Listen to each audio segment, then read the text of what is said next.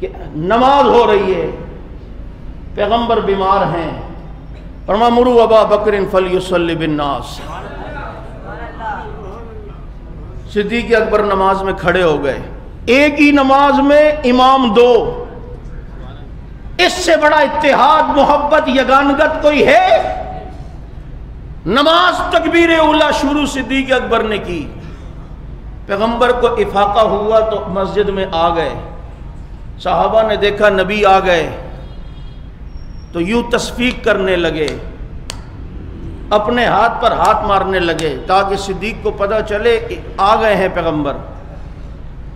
صدیق نے تھوڑی دیر نماز پڑھائی، نبی پیچھے ہیں، صدیق نے محسوس کیا، تھوڑا کن اکھیوں سے دیکھا کہ پیغمبر بھی آ گئے ہیں تو صدیق پیچھے ہونے لگے۔ نبی نے فرمایا اپنی جگہ پہ کھڑے رہو، اپنی جگہ نہیں، اس لفظ کی چاشنی تو میں سمجھ نہیں آئی۔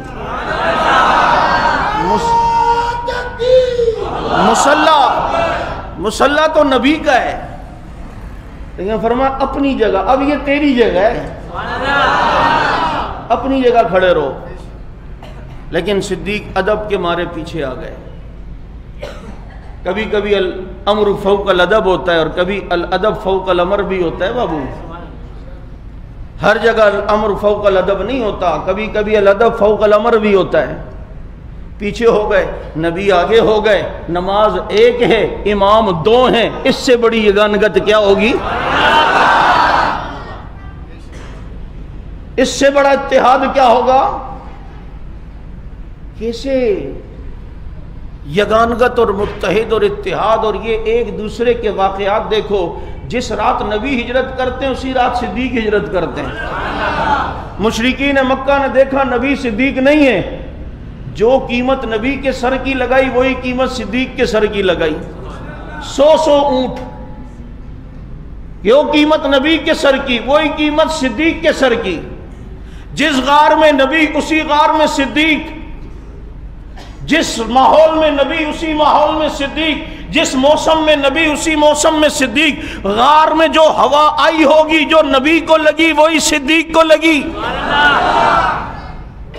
جو ٹھنڈ سرد جو بھی ہو، جو نبی کو محسوس ہوا وہی صدیق کو محسوس ہوا۔ پھر اس اتحاد کی جھلک تو دیکھنا، میں کہا کرتا ہوں نبی صدیق کو اپنے کندھوں پہ اٹھا کے لے کے گیا ہے، اپنے کندھوں پہ بٹھا کے لے کے گیا ہے، اپنی جھولی میں سلایا ہے، لیکن پہلے اپنے کندھوں پہ بٹھایا ہے اور لے کے جا رہے ہیں۔ اس یگانگت اور اتحاد کا عملی مظاہرہ تو اس سے بڑا کیا ہو سکتا ہے؟